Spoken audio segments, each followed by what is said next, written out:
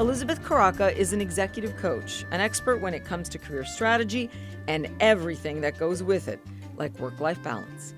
It's not sustainable to be working in emails as soon as you open your eyes, and you're at work all day, and you're commuting. Then you get home, you have dinner, and you're working again. That is when burnout happens. I want to get 2018 started off on the right foot. Well, award-winning executive coach and career strategist Elizabeth Koraca is here to help you and us with your New Year's resolutions.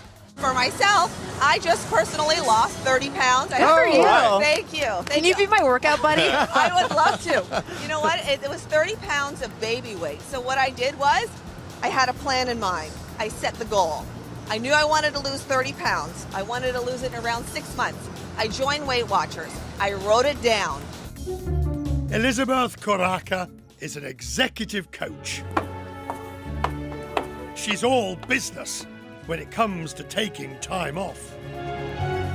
Richard? Yes. You're going on vacation. Indeed. And we need to talk. So you want to also have a goal in mind. What is the main goal of this vacation? So for me, my New Year's resolutions this year is to eat more healthily. So how am I going to do that? Where's my problem? Where's my stumbling block? That is raiding the pantry every night. I'm a cereal snacker. So what did I do? I created a plan. Get rid of all the junk. Get the healthy food in so I'm not tempted every night by chips and Cheetos and cookies. And then I write it down and put those calendar reminders in there. And I also think when I'm out to a restaurant and I think about getting that second piece of whatever it is, I think about the stomach hanging over the pants. I don't want that. That's my why, that's my purpose. Anyone who is looking to improve, to go to that next level, if there's fear holding you back or there's a story you're telling yourself as to why you can't, or why they won't give you money, or why you won't get that job interview, I would be more than happy to help you and share my own expertise and the expertise that I've learned from my own clients. Oh, it feels bad. We've all been there. It feels bad. It feels bad. And you know, it's easier to get a job when you have a job. That's just the reality of the situation.